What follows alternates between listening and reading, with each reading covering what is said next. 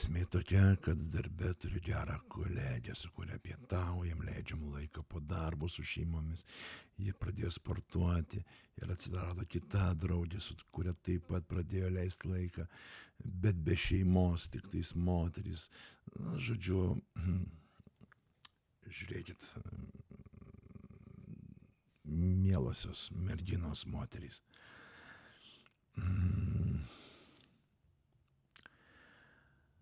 Iš tikrųjų, buvo ne kartą tokių postų ir pastebėjimų, kad, na, čia moterys, kai sėkmingai sukuria šeimą, sėkmingai sukuria santykį su savo vyru, ne, šeimoj, jinai pradeda prarasti drauges. Nes jai jų tiesiog nereikia. Nes moteriai sveikuose santykiuose, sveikoj šeimoj, šeimoj, kurioj moters visi poreikiai yra pildomi, na, čia aš ne apie pinigus kalbu, apie psichologinius moters poreikius, kurie tikrai dideli. Ir kai tie poreikiai yra, na, kai tuos poreikius jinai realizuoja, ne, šeimoj, jai draugių nereikia.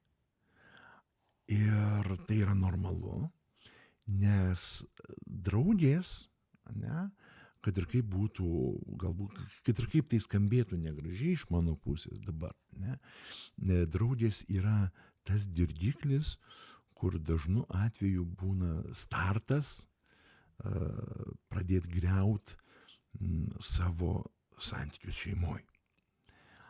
Nes gal tai pavydas, gal ten, aš nežinau iš tikrųjų kas tai. Tai yra moterų galvose. Kas moterų galvose vyksta, tai ten vyrams nei perprast, nei suprast, nei gilintis.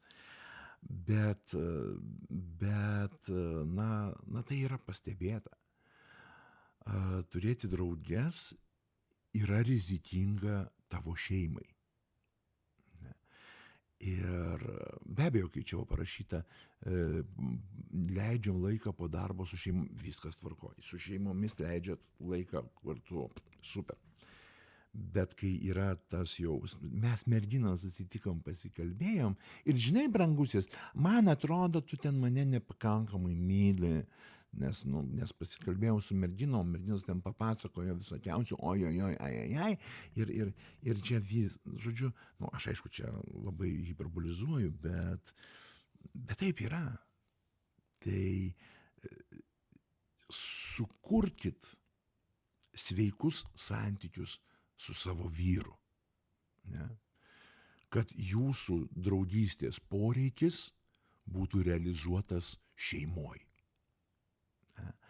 Ir kad jūsų bendravimo, sakykime, tos visos susikaupusios neigiamos ar kokios kitos energijos realizavimas, išpylimas atsitiktų šeimoj su jūsų vyru, kuris sveikai tai priimtų, jūsų sveikas energijos išpylimas, vyras sveikai tai priima, ne, ir jūs gyvenate absoliučioj harmonijoj. Jūs tampate geriausiais draugais. Klausimas yra, ar įmanoma draugystė tarp vyro ir moters. Ne, draugystė neįmanoma, jeigu tai ne šeimoj. Jeigu tai šeimoj, tai draugystė privaloma. Ne? Jeigu ne šeimoj, tai tiesiog vienas rėžia sparną, kad išdulkint kitą. Viskas labai paprasta.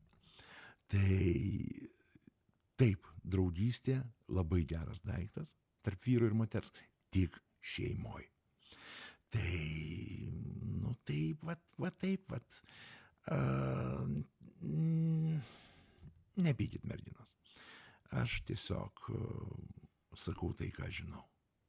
Ir tai nėra mano įžvalgos. Tai yra, tai taip yra pastebėta. Jūs tokios. Jūs jūs geriau draugaukite su savo vyrais. Ne draugeliais, ne partneriais, ne su sugyventiniais, kaip ten dar, kaip mėgstas, partneris, sugyventinis, sugulovas,